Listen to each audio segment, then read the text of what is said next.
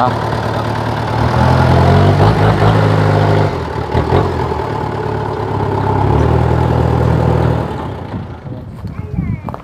โอ้ยงามเนาะเฮือนเจ้าเนาะ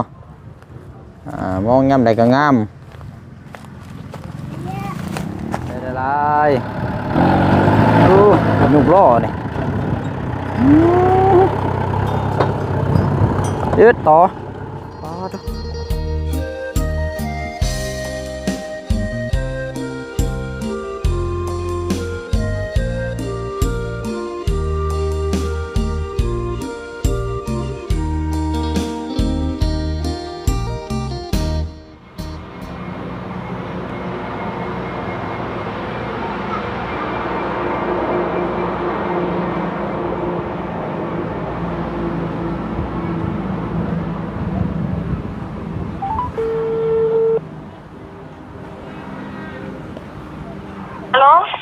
ฮัลโหลเจ้มาแล้วบ่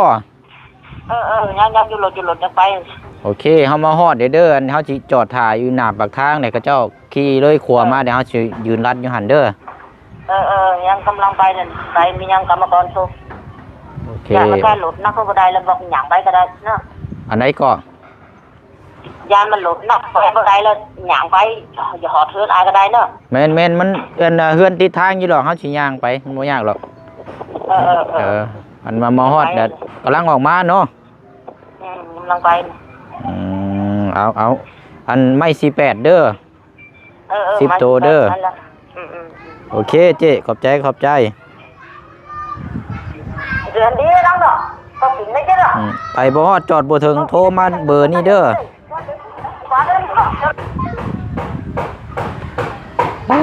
เนาะเอาพี่น้องเนาะกำลังเร่งพี่น้องเนาะไม่48ที่ว่าคุยมือเช้านี่แหละพี่น้องเนาะว่าขาด7-8 โตเนาะบ่เช่นก็ได้สร้างมาเพื่อได้10 โตเด้เนาะพี่น้องเนาะก็ไปสร้างแล้วก็ประมาณ1 ชั่วโมงแล้วบ่เช่นขึ้นไปทางเส้นทางเมืองนองแล้วก็ขากลับมาแล้วก็โทรหาเขาเจ้าบัดนี้เนาะเขาเจ้าว่าสิมาส่งก็ได้สิออกไปรัดอยู่หน้าปากทางคือเก่าหั่นแหละพี่น้องเนาะกับสบายดีและสวัสดีพ่อแม่พี่น้องเบิดสุขุสุคนเด้อพี่น้องเนาะพบเจอกันนี่คือเก่าคือเดิมเนาะอยู่เคสของทางน้องน้ำเนาะพี่น้องเนาะน้องน้ำนี่แหละพี่น้องเนาะนี่ก็รอไม่48เนาะอันนี้ก็ทางโมเชงก็ได้เอางบเนาะจากทางผู้ใหญ่ใจบุญเนาะที่ว่าจะต่อเติมระเบียงที่เราคุยกันก่อนหน้าเลยเนาะวันนี้ก็โมเชงก็ได้พูดคุยกับพ่อเพิ่นแล้วเนาะเพิ่นก็ได้ส่งเงินมาก่อนหน้าแหละพี่น้องเนาะก็จากพ่อสมหวังแล้วก็แม่เพ็ญประภาสมจิตเนาะพี่น้องเนาะจำนวนไม้10 โตเส้นหนึ่งนี่เพิ่นเอาเส้นละ110,000 กีบเนาะเท่ากับ1,100,000เนาะพี่น้องเนาะอันนี้ก็ให้เพิ่นมาลงนี่แล้วก็แม่นว่ามอบให้ทางสร้างเพิ่นกบก็สิได้ดำเนินการให้มันแล้วนะพี่น้องเนาะเอาก่อนระหว่างรอทางไม้มาเนาะอันนี้ก็ไกลอยู่ได้พี่น้องจากบ้านดงมาบ้านสกีพีนก็ประมาณ4-5 ลักนี่บ่จักเนาะเอาเข้าไปอัปเดตไปเบิ่งน้ำกันก่อนเนาะ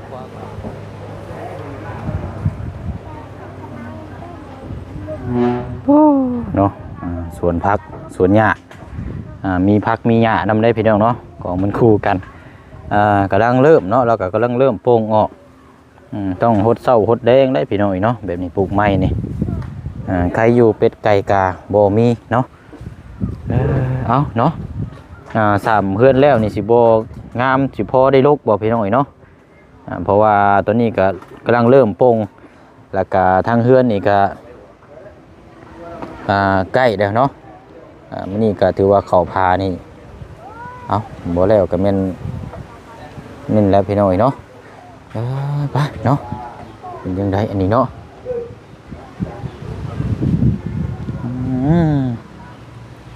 งามเลยพี่น้องเนาะนี่แหละเนาะขึ้นบ่เลิ่นเนาะเพิ่นใส่ไม้มันสิว่าก็ใส่ไม้ลายเนาะแต่ว่าเพื่อเอาความทนความแข็งแกร่งเนาะคนสิว่าก็ถ้าเอาไม้น้อยบัดเอาไม้น้อยบัดมันก็สิเซเนาะหรือว่ามันบ่มาตรฐาน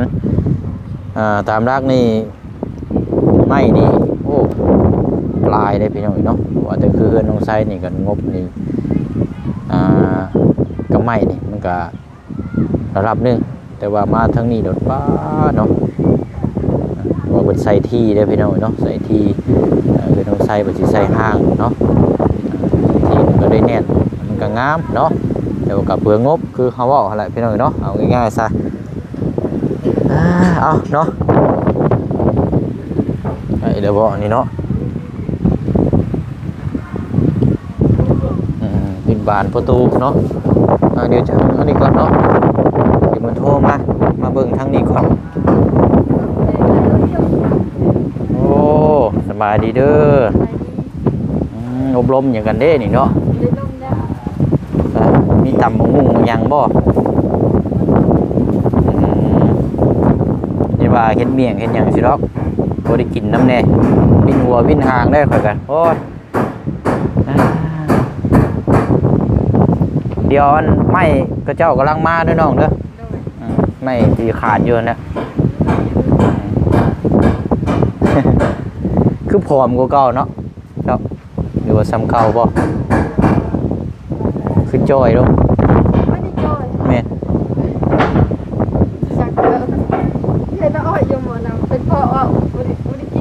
บ่ได้กินข้าวนะนี่เนาะ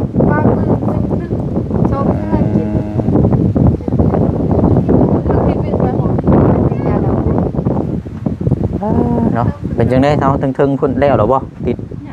ยังอยู่บ่เพิ่นโทรมานำเลยพอดีเด้อนี่บ่โอ้เดี๋ยวไปหับไม้ก่อนฮัลโหลเจ้ได้ยินอยู่มาแล้วบ่ได้โทรด่วนเลยเนี่ยลงบ่มาเด้อสกีพินสกีพินได้ตรงไหนเนี่ยผมมานี่ออกมาแล้วบ่มาเชื่อลงผู้ไม่เนี่ยเนี่ยเจ้าว่าหยังนี่คือบ่ได้ยินแท้นี่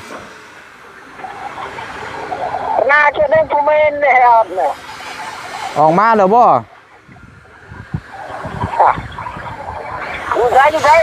บ้านสกีพินอ้ายออกมาเลยรถเอาถ่ายอยู่เขาอยู่ไสแหละเจ้าขี่เลยขัวมาเดี๋ยวเฮาสิลัดถ่ายอยู่หน้าปากทางนี่เจ้าขี่มารถอยู่ทางเลยนี่เขาอยู่ทางเลยอยู่ทางบ่อยู่ทางเลยเอากำลังออกไปเด้ออยู่ห้านค้านี่สกีก็ได้สกีพินน้อยเด้อสกีพินก็ได้แล้วหรือเปล่าแม่นสกีพินบ้านแสลวนี่ละติดกันนี่ละมากันเอาเลยโอเคกำลังออกไปเด้อโอเค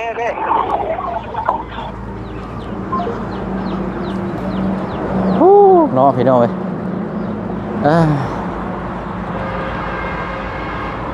เพราะว่าเรามาฮอดแหละแต่ว่าจะอยู่จอดอยู่ไสนี่เนาะโอ้คุณจักร้องนี่เนาะเด้อครับเว้ยครับพี่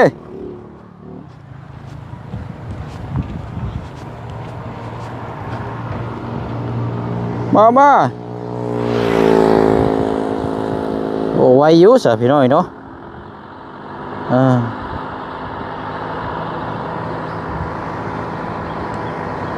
ว่าเรามาส่งเครื่องอยู่นี่น้ำในนาพี่น้องเนาะถามมาส่งแต่ไม่นี่ก็เราก็สิอืดอีกนี่ว่ามันหน่อยด้วย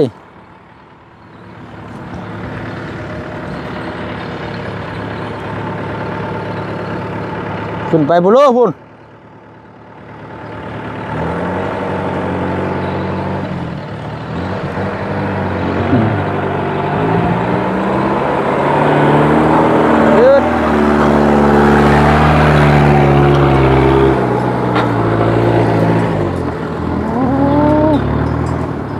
เจ้า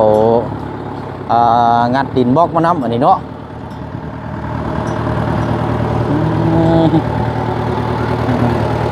เสียวลงไปโรยเสียวไปพุ่นบ่หรือว่าเจ้าชีแวกไปสายไฟมันต่ำเนาะโมบิเต้นี่เนาะ เอา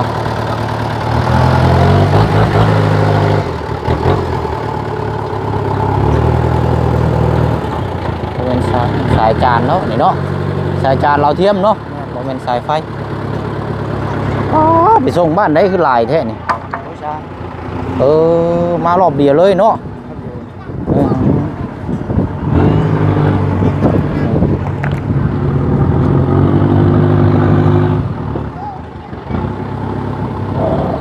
ไหนบอก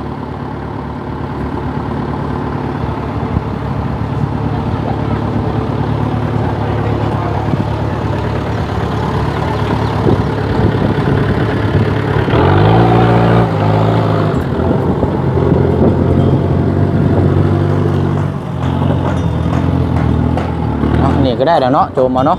อย่าว่ามันเข่ายากให้เรากลับรถนี่ก็ถอยหลังเข้าไปนี่จังน้อยโอ้รับเลยเรียบร้อยตัดยากใช่หมดจักบ่โอ้ยเรียบร้อยแล้วลงน้ำบานนี่ เอาโจมลงเนาะไม้นี่สิเป็นไม้เนื้อเลยพี่น้องเนาะ10 ตัวงามโดย10 เซนจะอันมี QR มาอยู่บ่เฮาสิโอนบ่สัญญาณก็บ่มีใช่มั้ยเนาะห้านปิดจังมุง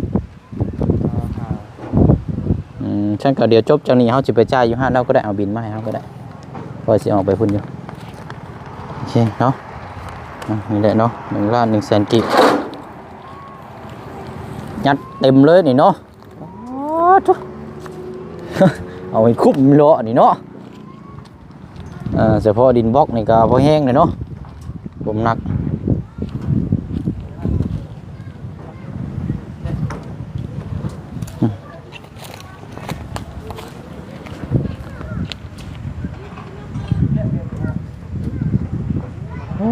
เนาะเอาน้องน้ำมาโจมเอาตะไคร้เด้อตะไคร้นี่ เด้อเบิ่งเด้อให้อ้ายเพิ่นละเอาไปไว้หม่องเขาเจ้ากบพุ่นละ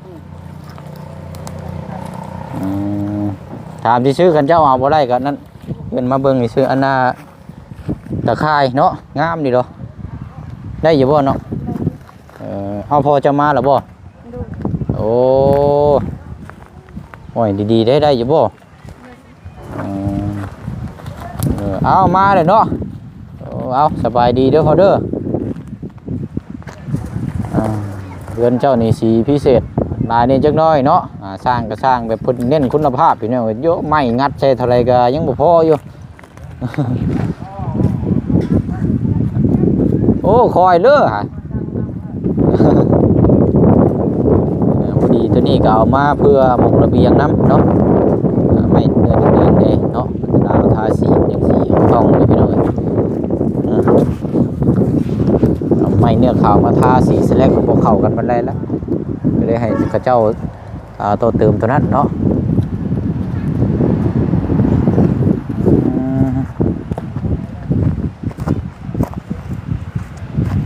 ยาว5 เมตรส่วนลายไม่18แถวว่าเนาะนี่ยาว4อันนี้เพิ่นส่วนลายมีแต่เน้น5เนาะอยู่ทางเหนือนี่โอ้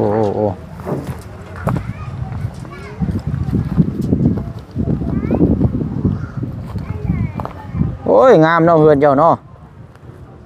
มองย่ำใดก็งาม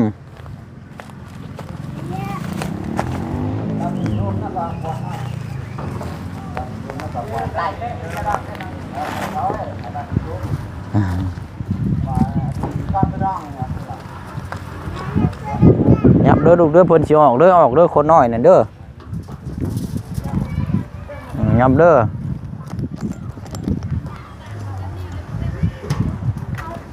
เนาะจนวีออกเนาะโคตรคักแน่อีกดอก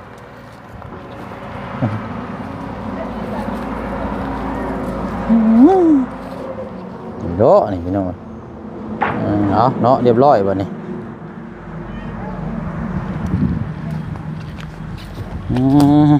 เอามีแต่ว่าเดี๋ยวเฮาสิเข้าไปจ่ายอยู่ห้านได้เด้อ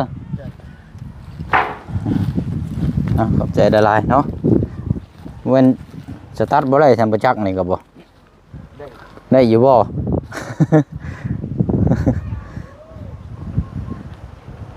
มันอยากแคบติดมองหันแน่มองหัวนะแต่ก็เจ้ามั่งหัวตัวนั้นนี่สิเข้ามาง่ายอยู่มันอยากติดมอง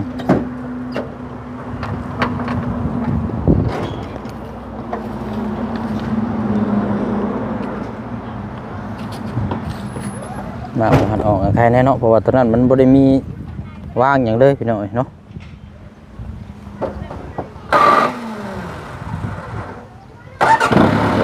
ง่ายอยู่เนาะ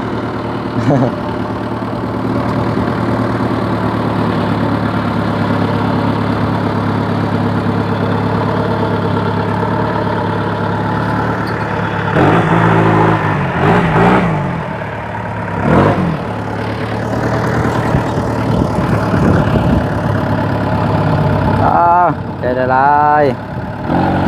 ดูหนุกล้อนี่ยืดต่อดู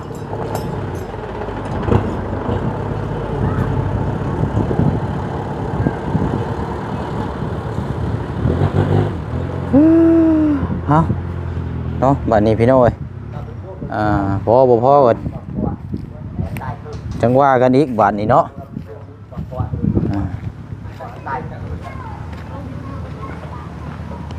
ไม่นี่ก็คากอยู่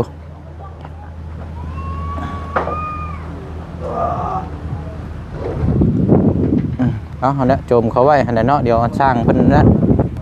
เพราะว่านี่ก็ได้มั้งบอกพอเรายังสิกบอยู่เด้ฮะยันโคตรสร้างเพิ่นก็สิกบแล้วเราว่าเนาะเอาแต่เนาะแต่พี่น้อง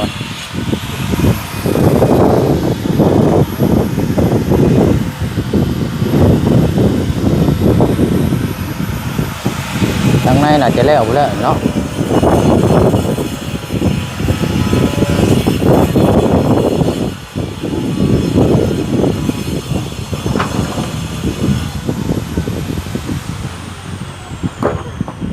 ดีละไอ48บ่ใหญ่บ่เกิน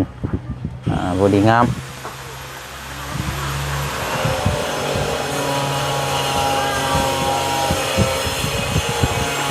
ไม่ฝาชิล่าเฮานี่เนาะก็พี่น้องเดี๋ยวจังน้อยขึ้นไปซ่องเบิ่งอีกจอด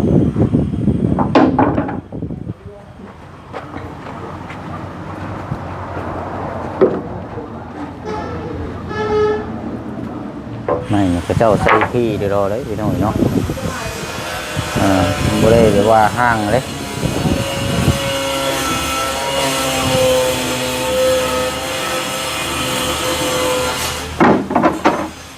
บริกบจับบ่จักมานี่กันเนาะเพราะว่าทางสร้างนี่มืออื่นเพิ่นสิเมื่อยุดสมบ่เนาะเวียกงานรองเนาะแต่สามารถเลี้ยงไว้เลยใช่เนาะพยายามบริกบล็อกมานี่กระเบือนกับบ่ได้มาอีกพี่น้อยสร้างก็ยุดอีกมาเลี้ยงไว้ในไปแหละเนาะ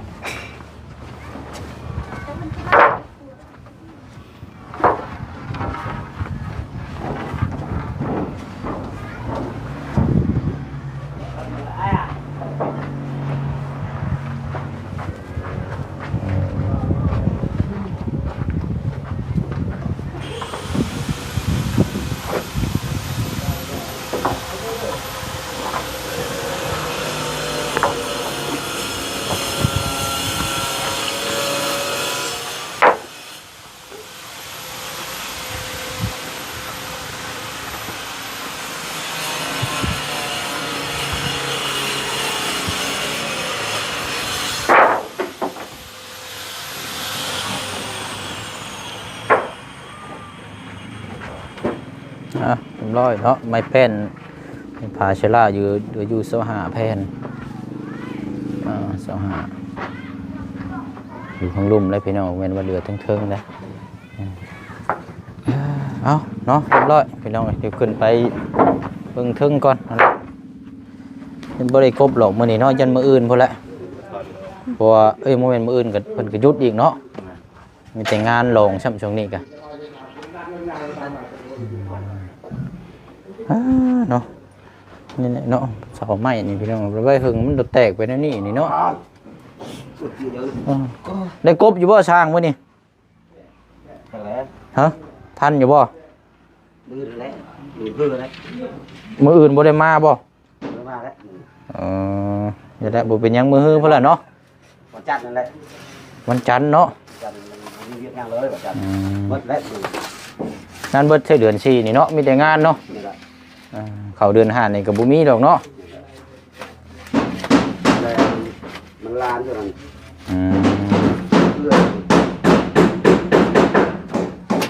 คณะเมื่อบัดวันจันทร์วันกลางบ่มีเวียกหยังเลยนะ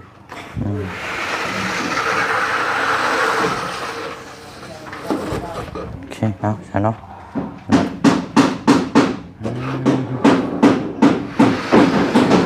เรียบร้อยเนาะมีแต่ว่าอันละทางน้องน้ำไม่มาเพิ่มเติมเบิดไป1,100,000 กีบจำนี่แหละเนาะแต่ว่าไม้นี่ยาว5 เมตรเนาะก็ถือว่าโอเคอยู่พี่น้องถ้าเฮาสเดียแบบคืออยู่บ้านบ่ใช่นี่มีแต่4 เมตรนี่สิตกอยู่เส้นละ90,000นี่เพิ่มขึ้นไม่งามเนาะแล้วมีแต่ว่าอาจจะออกไปจ่ายเพิ่นเองอันนี้นะเด้ออันนี้เอาไปพุ่นอยู่อาจจะเข้ามาอีกทีนึงเอามีแต่ว่าให้ทางกันคือเก่าเด้อฝากขอบมุกขอบใจทางผู้ใหญ่เพิ่นเนาะทางพ่อสมหวังแล้วก็ทางแม่จะจำชื่อเพิ่นได้บ่ในประเภทบ่ใช่ไหมแล้วก็เช่นกันอ่านอยู่กินนี่พี่น้องเนาะอ่านเบิ่งน้ำกันอีกทีนึงเนาะ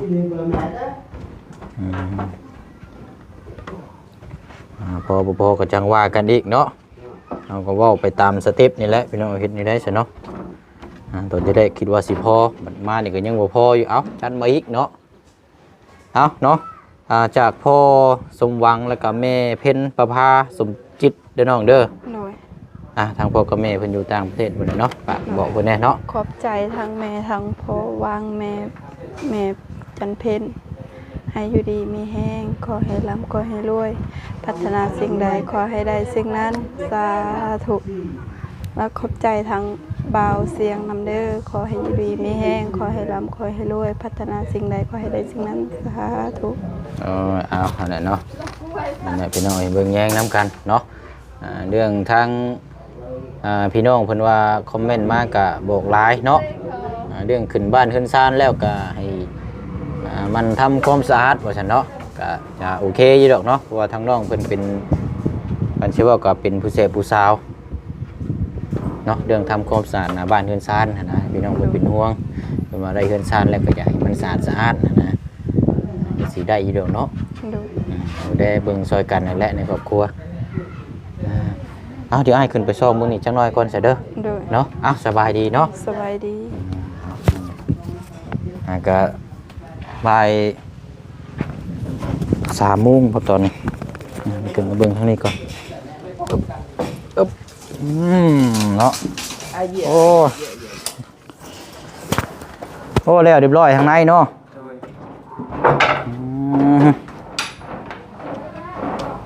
อีกจักน้อยเนาะสำเร็จอันนี้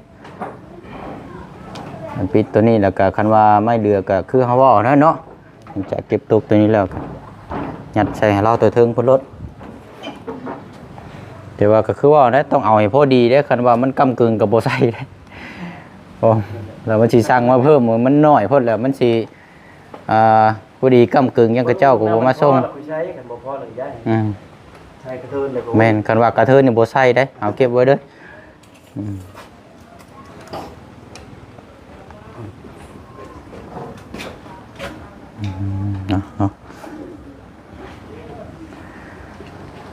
เบิ่นยุดเนาะสร้างเฮาเนาะงานเวียกงานหลวงพี่น้องเอ้ยน้องอยู่บ้านจำเป็นแหละป้าบ่ได้แม่นนั่นแหละป้าบ่ได้แหละยามบัดเพิ่นบัดโตได้ยามเฮาเป็นเวียกเป็นงานแบบเพิ่นบ่มาซอยหรือบ่ว่ายากได้เนาะข้าวเวียกนั่นแหละมันเป็นทิศเป็นเช้าก็ยังไปได้อยู่มันห้องว่าเวียกใหญ่เราได้นี่น่ะเนาะเวียง เอาเนาะอีกประมาณชั่วโมงนึงน่าจะแล้วพี่น้องเนาะเดี๋ยวไปจ่ายเงินให้ไม้เพิ่นก่อนบัดนี้